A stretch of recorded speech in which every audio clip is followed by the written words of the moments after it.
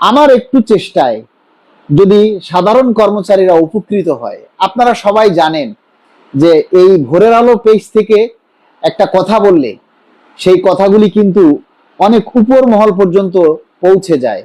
আপনারা প্রধানমন্ত্রীকে এখানে কমেন্টসের মাধ্যমে প্রধানমন্ত্রীকে আপনারা ইন্ডিকেট করতে পারেন, প্রধানমন্ত্রীকে হ্যাশট্যাগ দিয়ে আপনারা তাকে কমেন্টস করতে পারেন, আপনারা নিজের দাবির কথাগুলি বলতে পারেন, কিন্তু আপনারা বলেন না, কমেন্টস করতে চান না।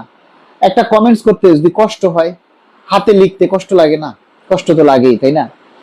আপনারা কষ্ট করে একটা কমেন্টস লিখতে চান না, কষ্ট করে একটা লাইভ শেয়ার করতে চান না, একটা পোস্ট শেয়ার করেন না, কিন্তু পে স্কেল চান পুরোটা। নিজের বেলায় 16 আনা, অন্যের বেলায় 1 আনাও না।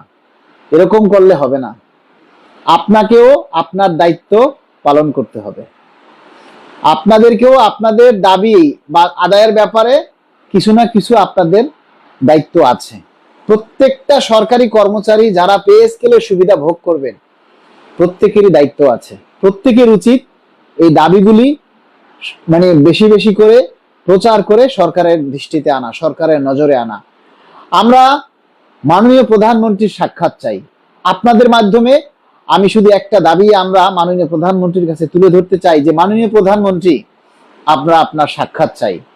কেননা আমরা দীর্ঘ 10 বছর আমরা রাজপথে আন্দোলন করেছি, আমরা সভা সমাবেশ করেছি, মানববন্ধন করেছি, মহাসমাবেশ করেছি, যমুনা ঘেরাও করেছি, সাংবাদিক সম্মেলন করেছি, কিছুতে কিছু হচ্ছে না। আমরা এখন আর আন্দোলনে বিশ্বাসী না, আমরা এখন আর আন্দোলনে বিশ্বাসী না। আমরা চাই সংলাপ, আমরা চাই আলোচনা। মাননীয় প্রধানমন্ত্রী, বাংলাদেশ সরকারি কর্মকর্তা কর্মচারী কল্যাণ সমিতির ব্যানারে আমরা আপনার সাক্ষাৎ চাই। আপনার সাথে আমরা শীর্ষ নেতৃবৃন্দ দেখা করার অনুমতি চাই। আপনি আমাদেরকে দয়া করে একটু আপনার সাথে কথা বলার সুযোগ দিন। আমরা আপনার সাথে আমাদের মনের সুখ দুঃখ চাওয়া পাওয়ার কথাগুলি আপনার সামনে তুলে ধরতে চাই।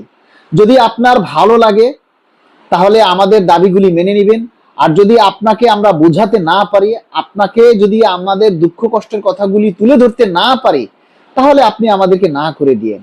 কিন্তু আমরা আপনার সাক্ষাৎ চাই, আমরা আপনার সাথে দেখা করতে চাই। মাননীয় প্রধানমন্ত্রী, আপনি তো দেশের বিভিন্ন মানুষের সাথে কথা বলেন, বিভিন্ন মানুষের সাথে দেখা করেন, সাক্ষাৎ করেন।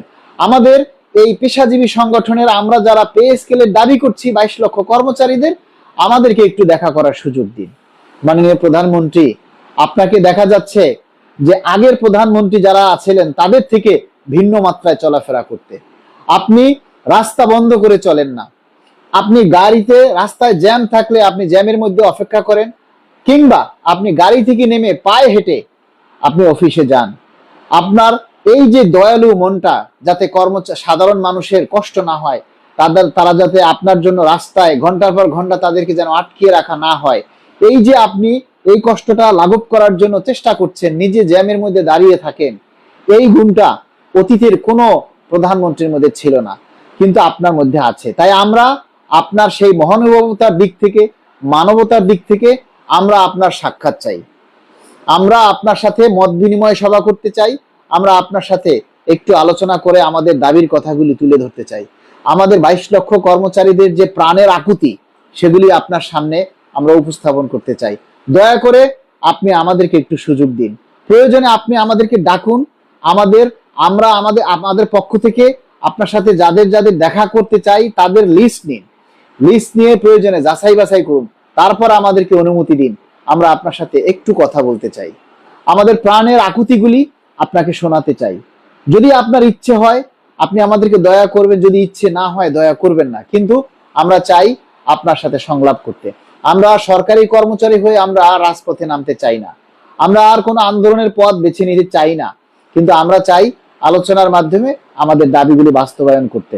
এবং আগামী যে বাজেট আসতেছে, সে বাজেটেই যাতে আমাদের জন্য বরাদ্দ রাখা হয়, এবং আমরা সেই দাবির সেটার জন্য আমরা জোর দাবি করছি।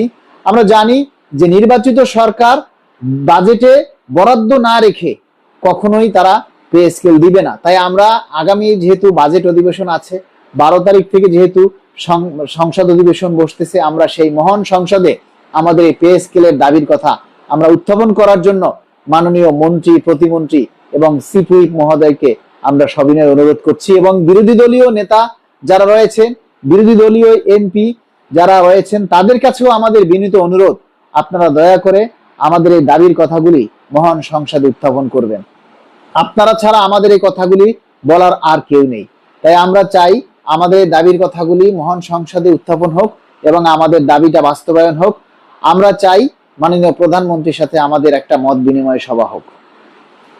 এসকে রফিকুল ইসলাম লিখেছেন, দীর্ঘ 11 বছর ধরে ন্যায্য দাবির প্রেক্ষিতে পেটের ক্ষুধা নিবারণ করার জন্য দীর্ঘ শ্বাস প্রশ্বাস নিঃশ্বাসে দিনক্ষণ প্রহার গুনছে বিশেষ করে অতি বঞ্চিত বৈষম্য হওয়া গ্রেডের 11 থেকে 20 গ্রেডের পর্যন্ত কর্মচারীরা। খুব সুন্দর লিখেছেন এসকে রফিকুল ইসলাম।